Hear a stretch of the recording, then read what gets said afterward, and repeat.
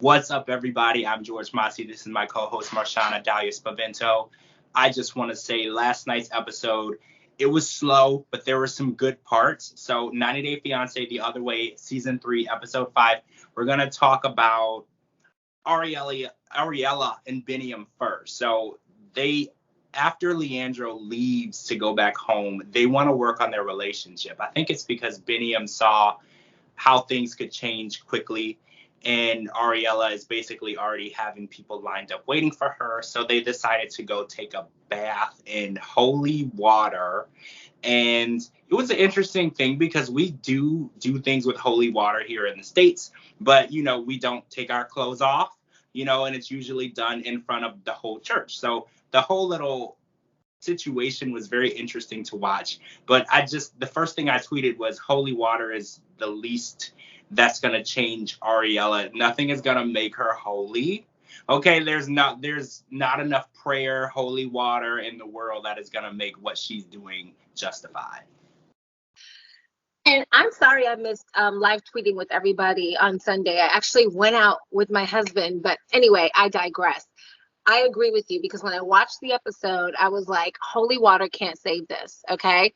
We need holy water and we need holy and divine intervention for the things that we cannot do ourselves. Ariella could be better to Binium. She chooses not to. And the divine, whatever you want to call it, never interferes with free will. So as long as she continues to use her free will to entertain her ex-husband, because that's who she really wants, and as long as she continues to choose to jeopardize her family, this is what's going to happen. All the holy water in all of Ethiopia isn't going to change that. Not one drop. All right, so let's be done with her. Let's be done with her. Let's talk about Corey and Evelyn. So Evelyn decided to tell the rest of her family. She told her sisters already, and it didn't go well. Already, they fed him a bull penis. So it didn't go well. So she decided that she's going to tell the rest of her family that she married him a year ago. Not because they were ready or in love, but more so because his visa was expiring, and this was a way for him to stay in the country. Kind of like what Jenny and Submit are going through, but Submit's not willing to do that. So her family is disappointed, which is interesting to me because Evelyn is no angel. And everyone in her family seems to think that she's some sort of angel and she deserves to be treated like J-Lo. And I'm trying to understand what gives everybody the idea that Evelyn is the innocent party in this and Corey is the villain. I mean, they're both doing things that they shouldn't be able to do. Okay, go. No, I'm not waiting to go. I'm just saying, pick me when you're done. Just pick me. I just feel like Evelyn doesn't own up to her stuff. Like, we know that Evelyn was sleeping with her ex, and while Corey was there, and not only that, Corey was best friends with his ex at the same time. So when Corey went to tell Raul what was going on, Raul was like, oh, well, you have to tell her I'm going to. I'm like, that's interesting because you weren't willing to tell me what you guys were doing behind my back. That's a very hypocritical way of looking at it.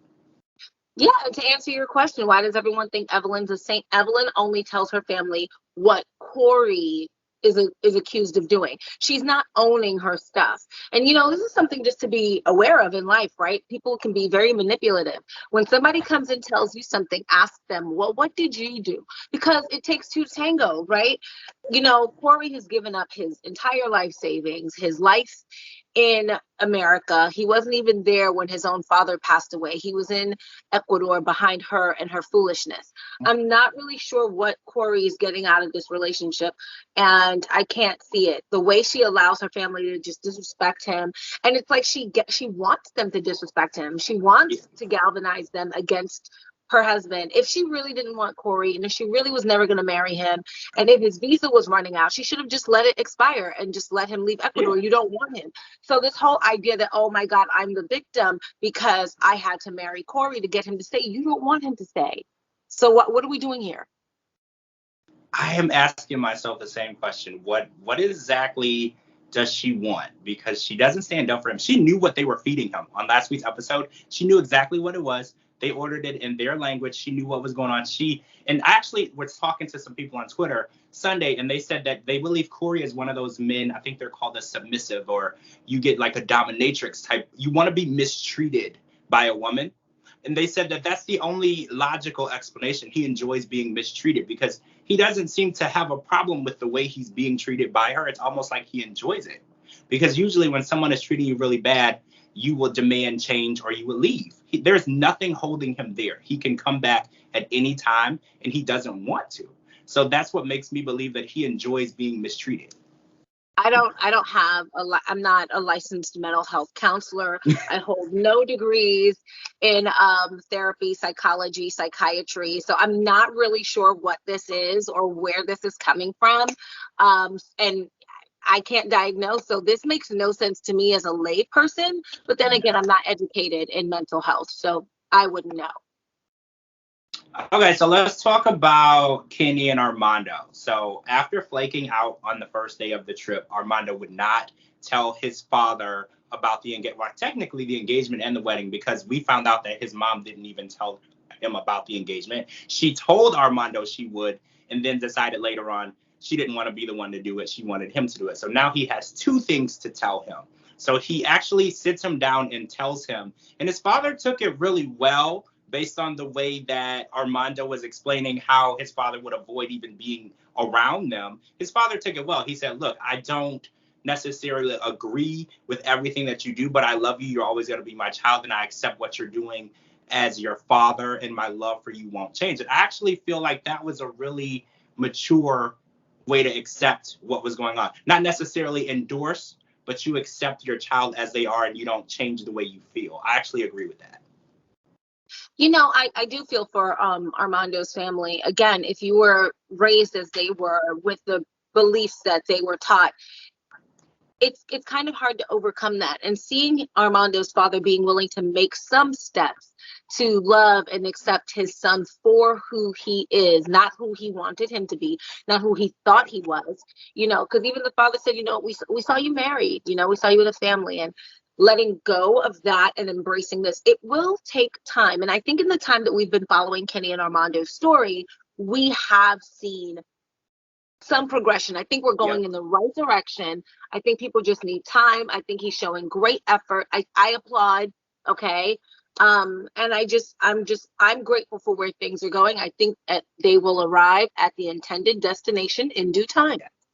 I agree.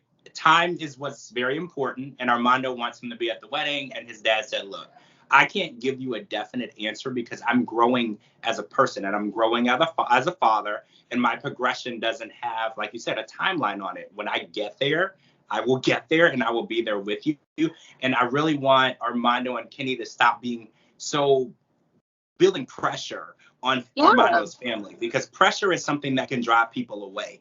When you give people say, look, this is what I'm doing, and you have until next week to accept it, that is going to drive people away. Let people come to grips with what's going on in their due time, and that's when they can fully love you and understand you and accept you at their pace. You can't set the pace for other people, and I think that's where Kenny, when he's pressuring Armando into doing this, I understand his side too, because Kenny left his whole life, his whole family, his grandkids to be in this place, and he feels like they're hiding it, and he's being a secretive lover to Armando, and I understand that, but you have to understand as well, his family was raised very different than the way Kenny and his family were raised, and the way he raised his children to be so accepting and open to all of these ideas. Armando's family was not raised that way. So I just wish Kenny would chill on the pressure a little bit, just let them understand, process, and come around. People always come around on their own time.